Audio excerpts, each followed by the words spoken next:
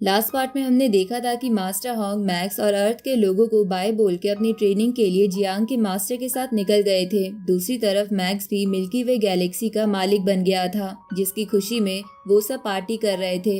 लेकिन मैक्स को चिंता थी कि अब वो मिल्की वे गैलेक्सी को कैसे संभालेगा।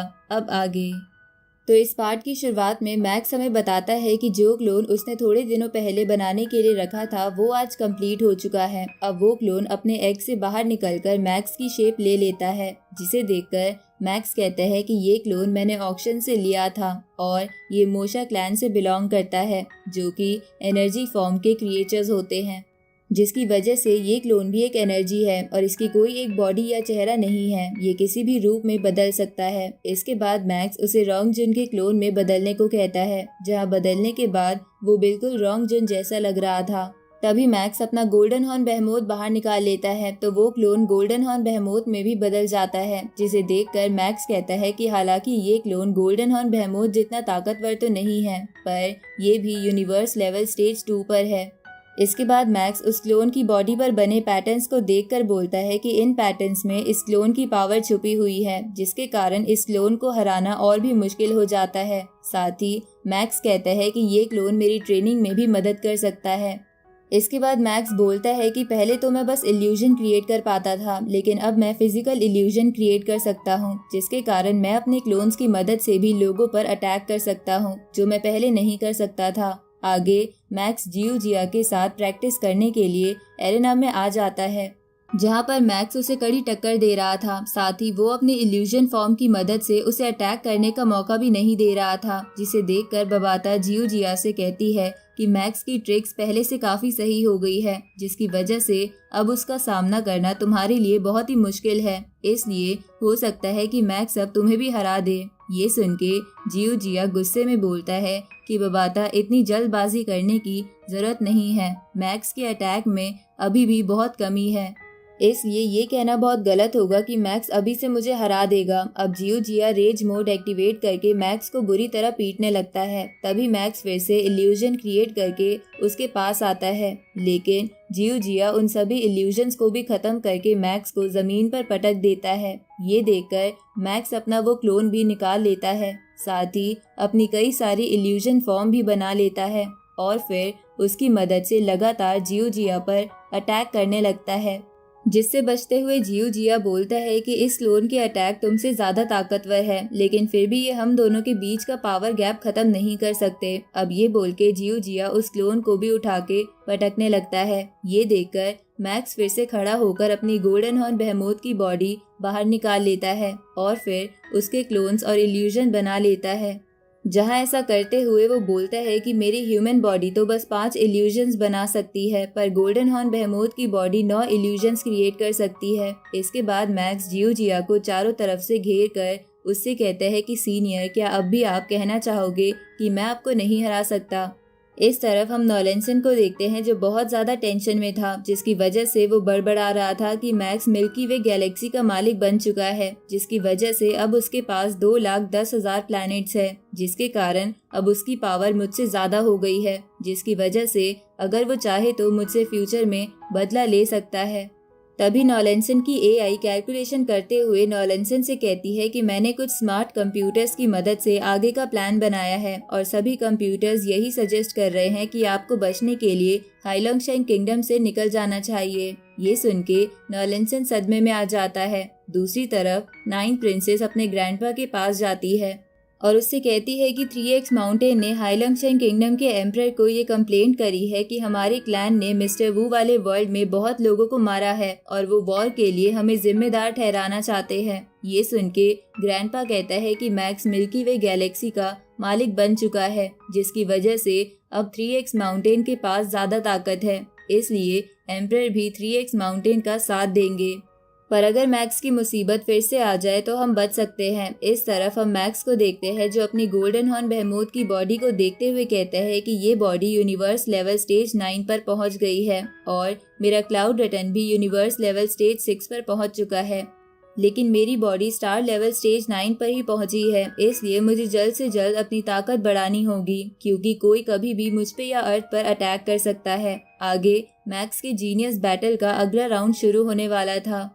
इसलिए मैक्स की फैमिली और उसके सर्वेंट्स मैक्स को बाय बोलने आते हैं, जहां मैक्स सोचता है कि अब तक जितने भी पार्टिसिपेंट्स टॉप 1000 में आए हैं वो कोई आम लोग नहीं हैं, बल्कि काफी ताकतवर वॉरियर्स हैं। इसके बाद वो अपनी फैमिली को देखते हुए कहता है कि मास्टर हॉन्ग अपनी ट्रेनिंग के लिए निकल गए हैं, इसलिए अब मुझे ही सब कुछ संभालना होगा। इसके बाद मैक्स बाकी कल्टीवेटर्स के साथ लॉबी में आने लगता है, जहां आकर मैक्स हमें बताता है कि जीनियस बैटल कई किंगडम्स के बीच में हुई थी और उन सभी किंगडम्स के जीते हुए या रनर अप वॉरियर्स आज यहाँ इकट्ठा हुए हैं और आज मेरी इन लोगों के साथ फाइट होने वाली है।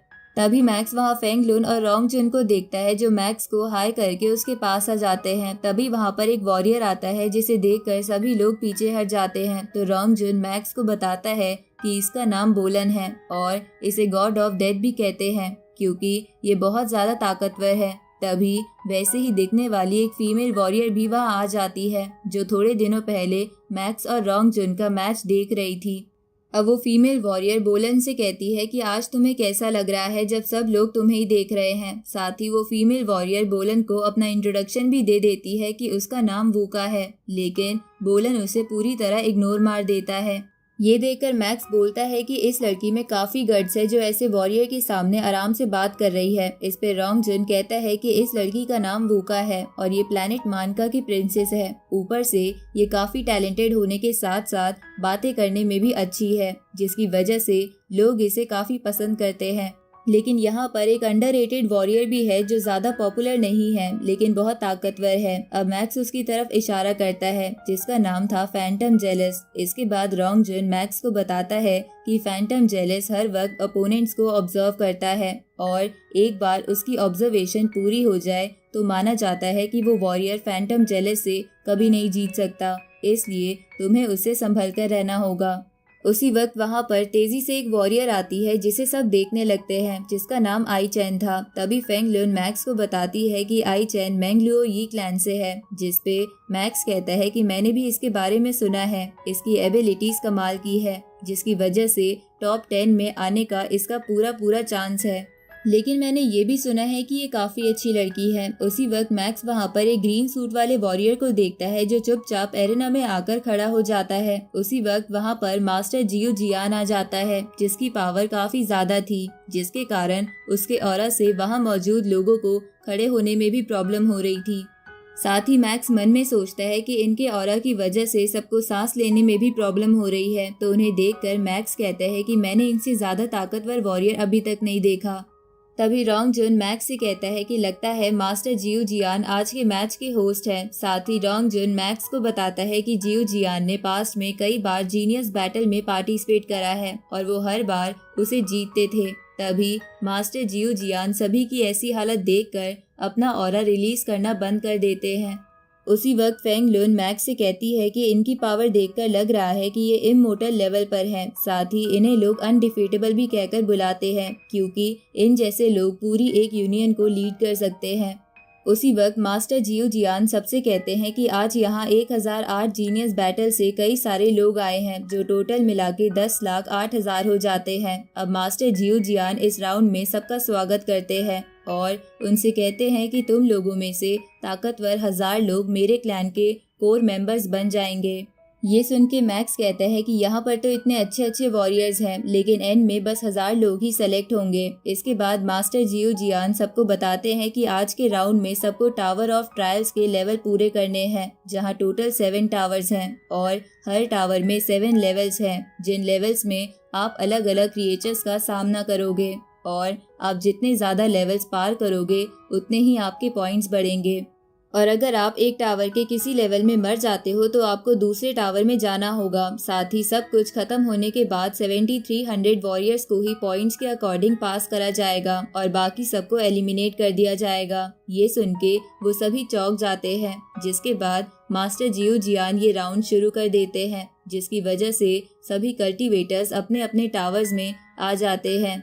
इधर मैक्स को टावर के लेवल 1 में 10,000 ब्लड बेहेमोथ का सामना करना था, जिन्हें देखकर मैक्स कहता है कि ये लेवल देखकर तो मुझे मेरी ट्रेनिंग के दिन याद आ गए, क्योंकि वहाँ पर भी ऐसा ही कुछ होता था। इसके बाद मैक्स कहता है कि आज मैं किसी भी कीमत पर हार नहीं सकता। अब मैक्स उन बेहेमोथ को एक एक कर मारने लगता है। जहाँ लेवल 1 क्लियर करने के बाद वो लेवल 2 और 3 भी आराम से क्लियर कर देता है और लेवल 4 पर पहुंचने पे मैक्स कहता है कि हर लेवल के बाद इन बेहेमोथ्स का अटैक डिफेंस बढ़ जाता है। इस तरफ हम फैंटम जेलिस को देखते हैं, जो अपनी पावर से उन बेहेमोथ्स को आपस में लड़वा रहा था, जिसके कारण लेवल 4 क्रॉस करने के बाद उसे 42,572 पॉइंट्स मिलते हैं और वो 16th रैंक पर आता है, जबकि मैक्स को 39,436 पॉइंट्स मिलते हैं और वो 163 रैंक पर आता है। इधर हम आई चैन को देखते हैं, जो कई सारी स्वॉर्ड बना के एक ही बार में उन बेहेमोथ्स को खत्म कर देती है।